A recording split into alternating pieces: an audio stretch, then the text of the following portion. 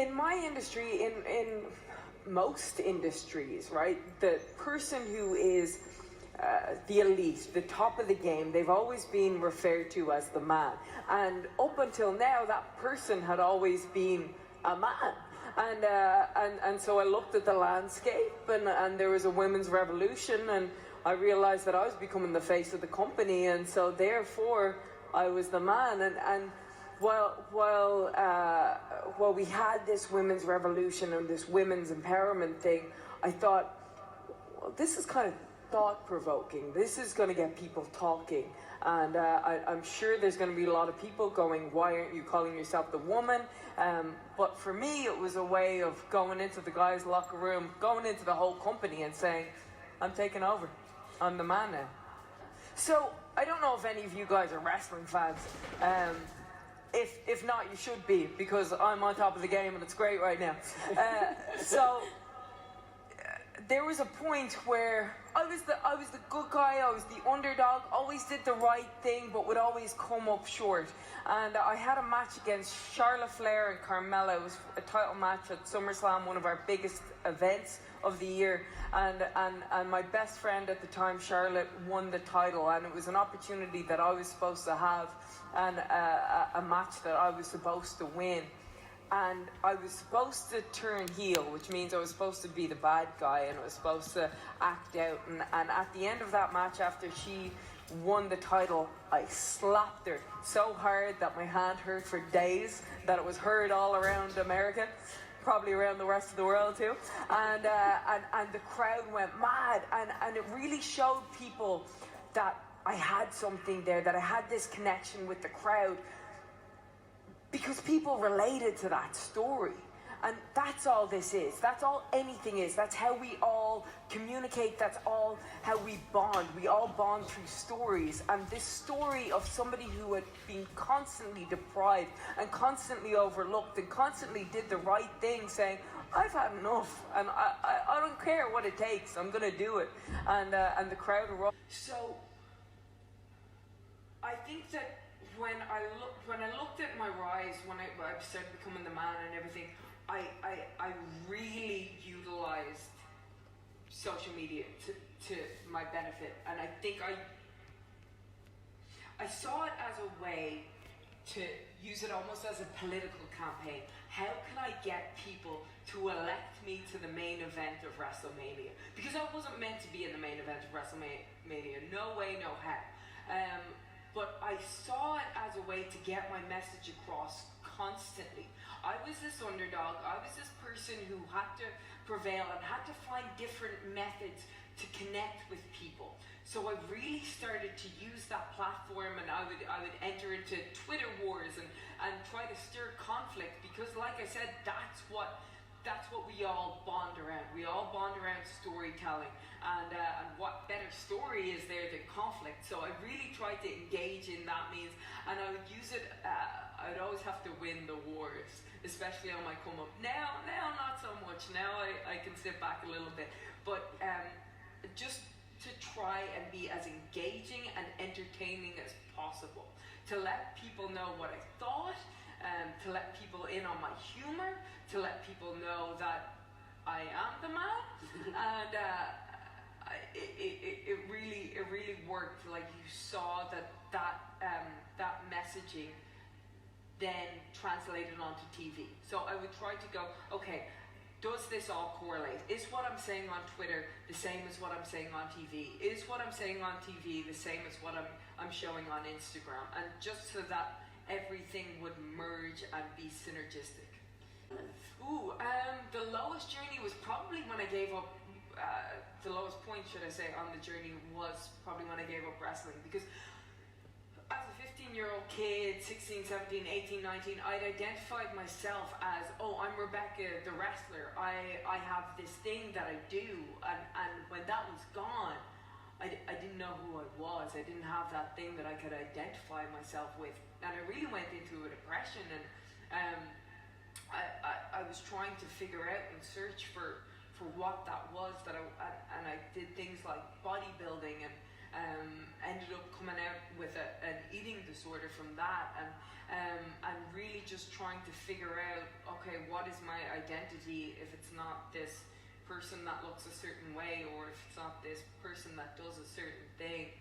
And it was really humbling. Those 7 years was just lots of trying to figure out who Rebecca the person was.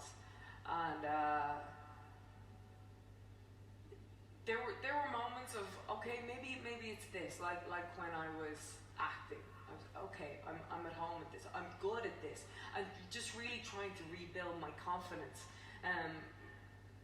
But I think the best thing was that I never gave in to anything.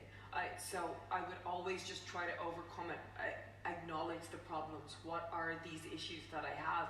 And let me face them, and let me keep moving forward. And okay, what might I possibly want to do? I might possibly want to take a cooking course. I might possibly want to teach English as a foreign language. I might possibly want to be a bartender in New York. And I did all those things. And I think finding out what you don't want to do is as beneficial as finding out what you do want to do, because eventually you'll get there if you keep moving. It's just so much easier to act your way into. Yeah, so even when I got signed to WWE, the women's matches were 3 minutes long. I remember telling one of my really good friends that I wanted to main event WrestleMania. He said, it's nice to have dreams, but be realistic. And look, that wasn't him being necessarily negative. It sounds super negative, but it was just almost unthinkable that women would main event WrestleMania. And now it seems unthinkable to think that it was unthinkable. But so when I came in, I was also told, move like a girl. And I was like, well, I'm a girl and I'm moving, so what does that even mean? But I just wanted to be good. Like, regardless of my gender, I just wanted to be good. I just wanted to tell solid stories. I just wanted to have the best match on the card and take gender out of the equation, because it shouldn't be part of the equation. I am in the best wrestling company in the entire world. I should be good at my job. We should all be good at our jobs. So why does it matter if I'm male or female? And that's really what I started to do when I was with a group of women who had the same vision, the same passion, the same goal. We love this business and we just want to make it the best and coolest thing on TV. And that's what we work towards. And there was a group of us, myself, Charlotte Flair, Sasha Banks and Bayley. We became known as the Four Horsewomen, and every match that we had when it was on TV, we would steal the show. And so people started to take notice. They would start to realize that, hey, girls can have as good matches, if not better matches, than the guys. The girls can tell better stories than the guys. The girls are interesting characters. Shocking. And we just kept working, and there was one time when there was a 30-second women's match on TV, and there started to be a hashtag give divas a chance, and it trended for 3 days straight. So WWE paid attention to that. They realized that the audience is ready for something different. They're ready to see us come in and do what we do best, which is kick ass.